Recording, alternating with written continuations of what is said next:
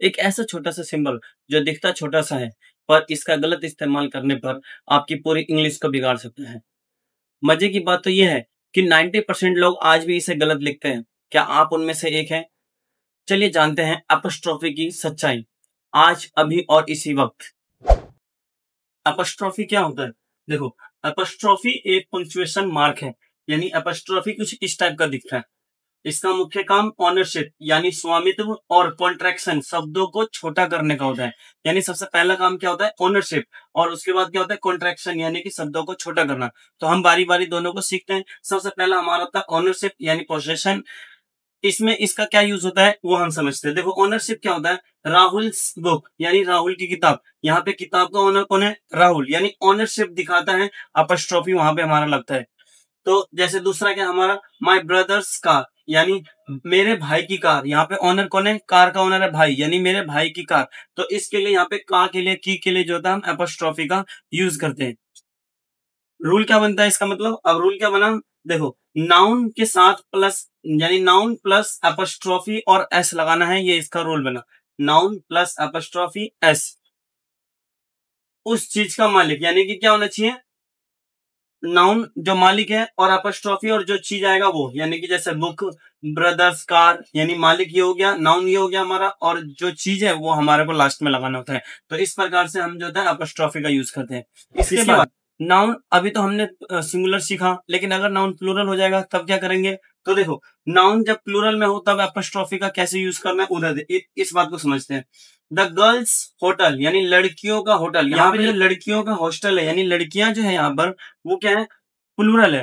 Plural है तो plural में हमारे पास क्या होता है कि गर्ल्स का जो गर्ल्स जो हम लिखेंगे वो कैसे लिखेंगे? इस टाइप से लिखेंगे, यानी एस इसमें पहले ही से है।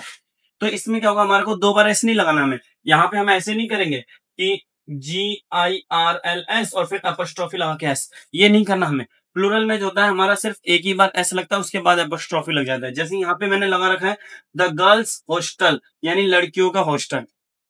दूसरा एग्जांपल क्या है? The teachers room. देखो, यहाँ पे टीचर जो है प्लूरल है और टीचर्स हमारा खुद ही प्लूरल है, तो एस पहले ही से लगा हुआ है, बस अपस्ट्रॉफी लगा देते हैं। यानी प्लूरल नाउन में हमको सिर्फ अपस्ट्रॉफी लगाना होता है, दोबारा से एस, दो बार एस नहीं लगता।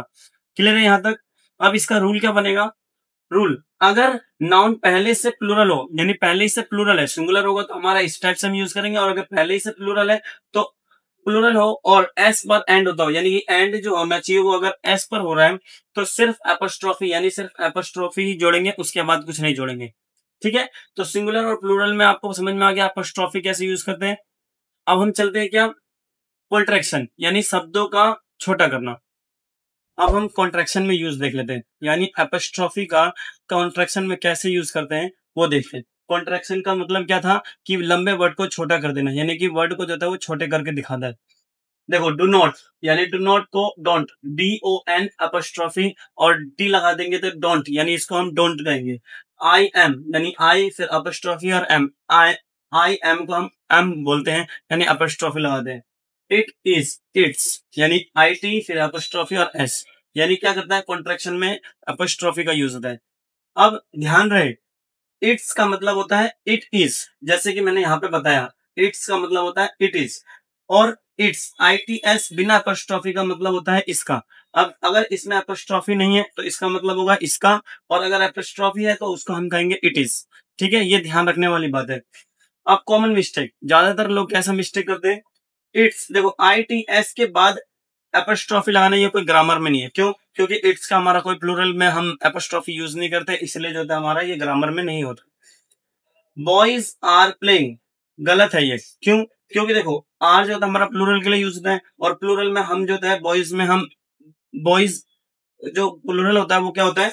BOY और S, यानी कि यहाँ पे क्या लिखा है? अपस्ट्रॉफी की जरूरत नहीं है अगर प्लूरल दिखाना है। अगर हमें किसी भी चीज को प्लूरल दिखाना है तो वहां पे जो है अपस्ट्रॉफी की जरूरत नहीं होती। क्लियर है यहाँ तक? अब जब आपको अपस्ट्रॉफी का पूरा रहस्य पता चल चुका है तो मुझे कमेंट में जरूर बताएं कि आपने इससे पहले इसे गलत लिखा है। और हाँ, इस वीडियो को अपने उन दोस्तों के साथ जरूर शेयर करें जो छोटे छोटे सिंबलों से डरते हैं। तब तक के लिए सीखते रहो, बढ़ते रहो। मिलते हैं अगली वीडियो में।